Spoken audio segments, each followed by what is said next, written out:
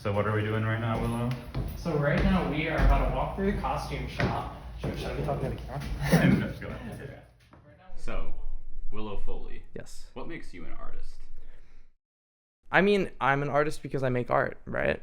Nothing makes me more mad than when people try to say that things aren't art simply because they don't like them. I mean, I've gone through phases. I've become really into fashion over the past year and a half. So you asked me what kind of suit I would wear. This is the kind of suit Oh, I would wear. yeah. Right now, I would define myself as a filmmaker. This is called a camera. My senior year, we got a new film teacher at my school, and she really reinvigorated our TV and film club. I was hosting the announcements my senior year. We started video announcements that year, like live video announcements.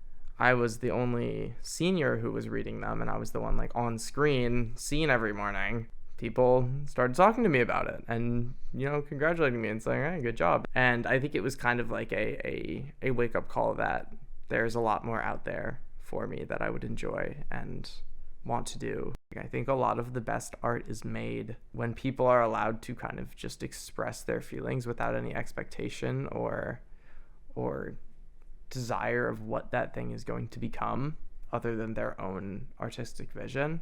But it's definitely a tough topic, and I think it's something that a lot of great artists have addressed and struggled with, and nobody really has the answer to. Stay weird. Don't let the world make you normal. Don't let people pressure you to be normal. It's lame as hell, and it's boring. Be weird. Don't be afraid of what people think of you. Wear weird accessories, wear weird clothes, do weird makeup. Keep making art. Keep being creative. Fuck ICE, free Palestine, go birds. Amen.